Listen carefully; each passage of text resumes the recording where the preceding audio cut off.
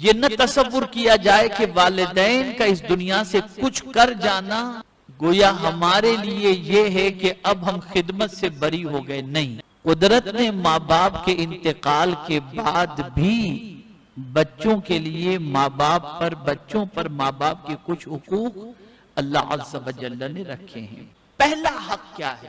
تو فرمایا گیا کہ ماں باپ کا پہلا حق یہ ہے کہ اگر ان کا انتقال ہو جائے، یعنی یہ انتقال کے بعد کا ہے، چونکہ زندگی کے حقوق تو بہت سارے ہیں، لیکن ماں باپ انتقال کر جائیں تو انتقال کرنے کے بعد پہلا حق کیا ہے؟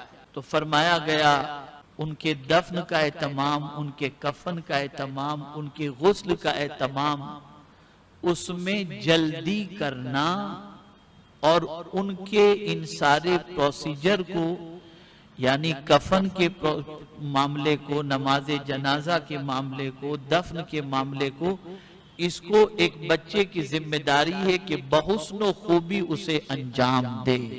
یہ پہلا حق. اور میرے پیارے آقا صلی اللہ تعالی علیہ وسلم کے پیارے دیوانوں، یہ تصور نہ کیا جائے کہ روح ماں باپ کے قفس انصری سے پرواز کر جاتی ہے، پھر اس کے بعد یہ پتہ نہیں چلتا کہ کون کیا کر رہا ہے. نہیں، ماں باپ کو اچھی طریقے سے انتقال کے بعد بھی پتہ چلتا ہے کہ ان کا کون سا بچہ ان کی قبر پر آ رہا ہے اور کون سا بچہ نہیں آ رہا، کون فاتحہ پڑھ رہا ہے، کون نہیں پڑھ رہا، کون ایصال ثواب کر رہا ہے، کون ایصال ثواب نہیں کر رہا. ساری چیزوں کا علم. تو پہلا حق ماں باپ کے انتقال کے بعد کا یہ ہے کہ آپ انہیں غسل دیں، ان کے جنازے کی تیاری کریں، ان کے کفن دفن کا اہتمام کریں. یہ پہلا ان کا حق بن جاتا ہے.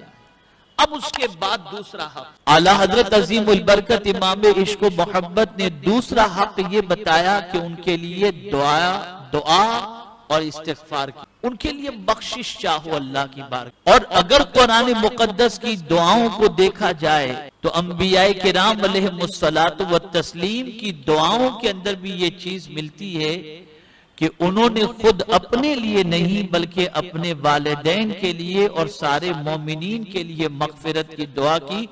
اور یہاں ایک نقطہ آپ ذہن کے اندر رکھو، آپ سمجھتے ہیں ان کے نام سے کھانا کھلا دینا، ان کے نام پہ کپڑے دے دینا، ان کے نام پہ یہ کر دینا، یہ سب باعث برکت ہے، اس کا ثواب ان کو پہنچتا ہے. لیکن سب سے زیادہ ضرورت ماں باپ کو اپنے انتقال